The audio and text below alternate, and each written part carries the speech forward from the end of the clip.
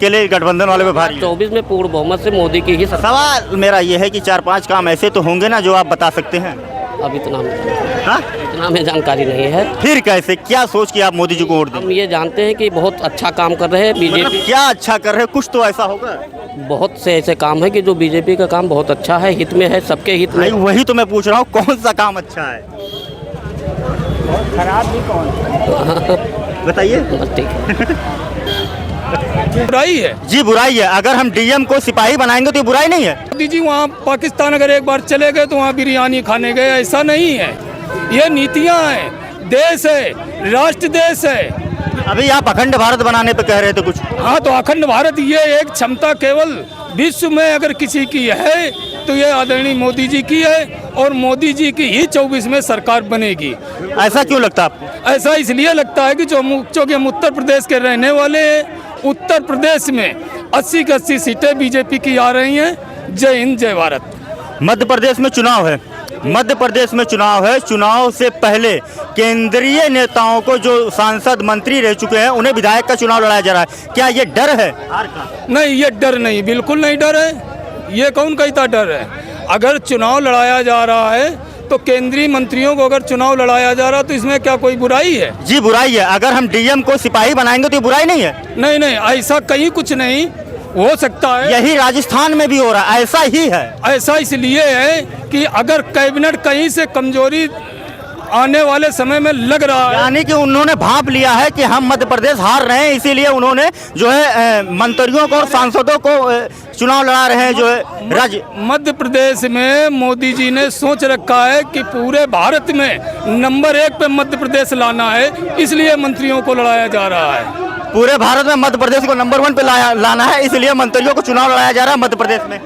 ये डरी हुई सरकार हो चुकी है, उसको पता चल गया है कि हम अगर ये सब नहीं करेंगे ड्रामेबाजी तो कैसे पता चलेगा।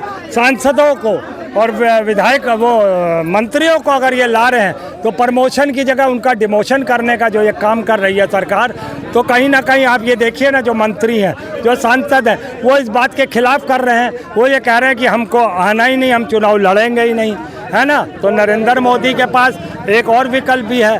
उसने 2024 में जो है अपना यूट्यूबर बना लिया है ना। तो अब वो उसी तरीके से गाने भी गाएगा, क्योंकि उसे पता सत्ता में आना नहीं है। तो मैं 2 लाइन गाने की बोल दूं? जी सुनाइए।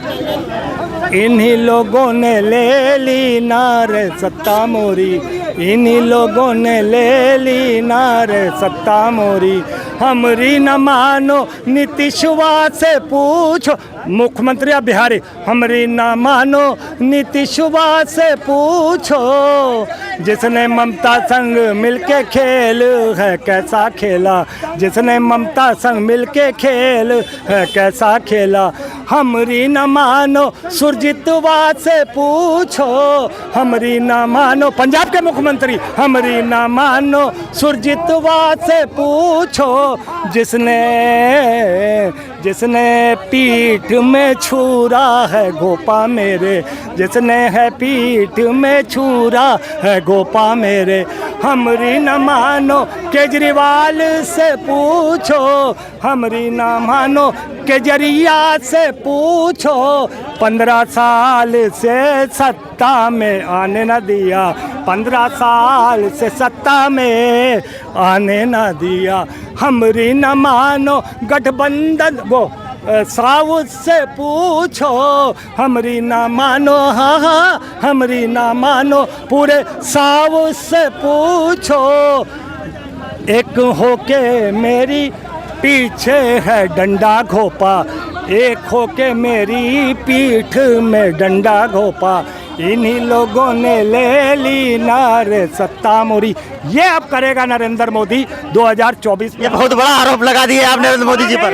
ये ऐसा ही होगा, और राहुल गांधी प्रधानमंत्री पद पे बैठे होंगे किसी बड़े विशाल दरबार में, और मुजरा कर रहा होगा नरेंद्र मोदी। अरे नहीं नहीं, ये बहुत बड़ा आरोप है। गलत क्या, यूट्यूबर काहे बन रहे हो जब तुम्हें पता है कि तुमने विधायकों की बेइज्जती करके सांसदों और मंत्रियों को तुमने विधायकी का चुनाव लड़ा रहे हो, यूट्यूबर तुम बन रहे हो, तो ये सब तुम्हें झेलना पड़ेगा।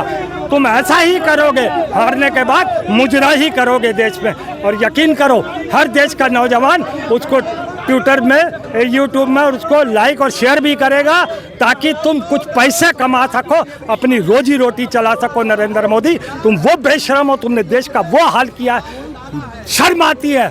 तुमने हिंदू मुस्लिम जिन्ना पाकिस्तान के नाम से, तुमने सनातन के नाम से, तुमने किस किस नाम से गंदगी फैलाई है, ये तुम्हें 2024 में यही जनता जवाब देगी। जय हिंद, वंदे मातरम। अरे सुनते जाइए, बीजेपी वाले कह रहे हैं अब की बार 400 पार। तो हम कहते हैं आपकी बार नरेंद्र मोदी दिल्ली पार गुजरात। तो इसमें नहीं समझ में आ रही आपको? आपकी बार नरेंद्र मोदी दिल्ली पार गुजरात, तो ये समझ में आया कि अब बताएं फिर से आप? जी जी जी, अब की बार मोदी सरकार क्यों? अच्छा काम कर रही है जनता के हित में। 1 2 3 ऐसा कुछ बता, हैं? 1 2 चीजें मोदी जी की।